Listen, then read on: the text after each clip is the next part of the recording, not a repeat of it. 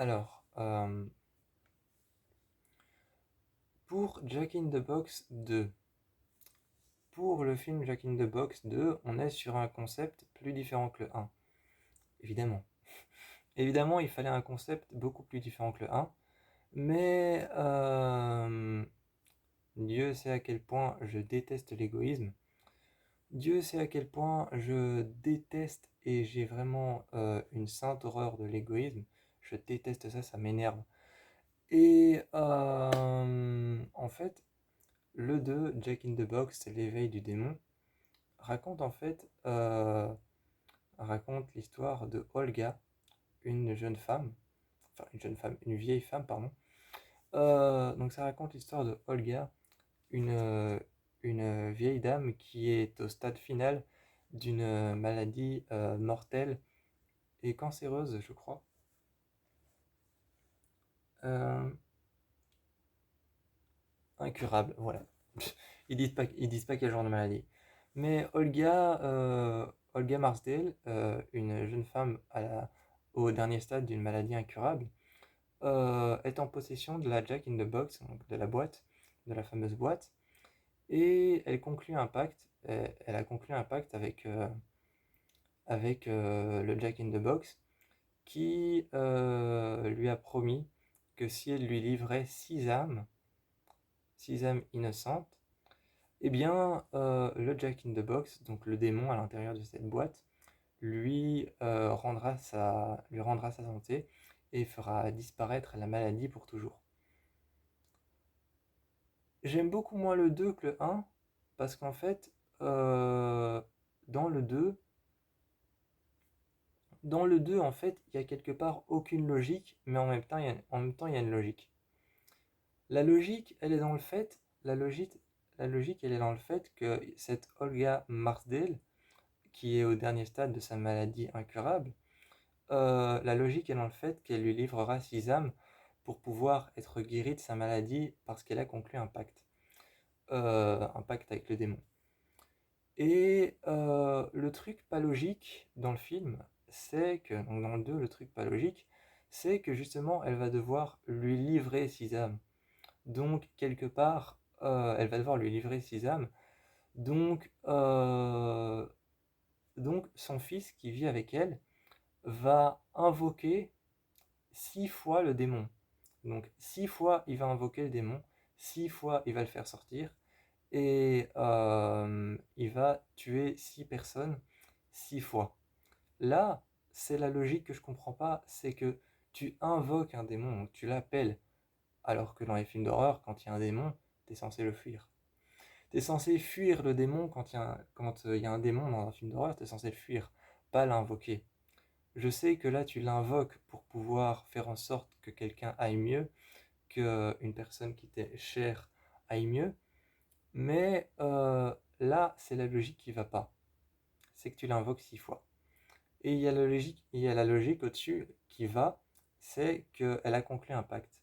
Donc, elle est obligée.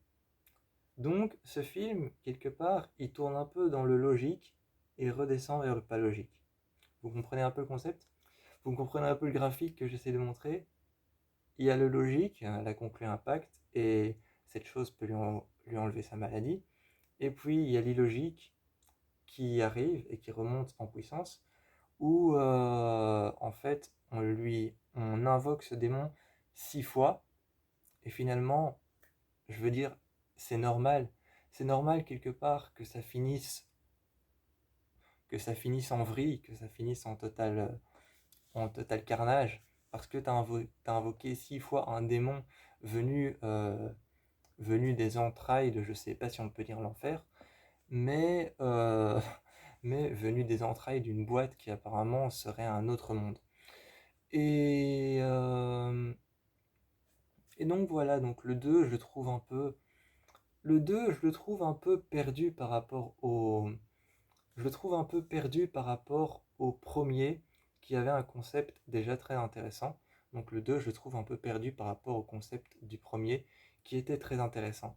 Malgré qu'on est dans une ambiance de château et de grandes demeures, donc de grandes demeures, de châteaux, de manoirs, On est dans une ambiance de manoir, de château avec 1000 pièces et 1000 couloirs, donc ça rend plutôt bien.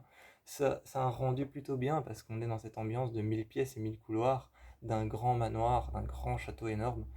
Et Dieu sait que les films d'horreur adorent ce genre d'ambiance avec les 1000 pièces et les 1000 couloirs.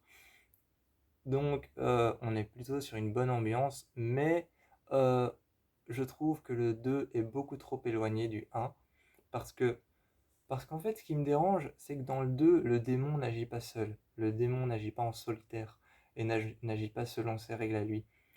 Il agit selon en fait le principe qu'une personne l'a invoqué pour pouvoir lui dire vas-y, maintenant tue cette personne. Donc c'est-à-dire qu'il agit selon un pacte qu'il a scellé avec cette femme.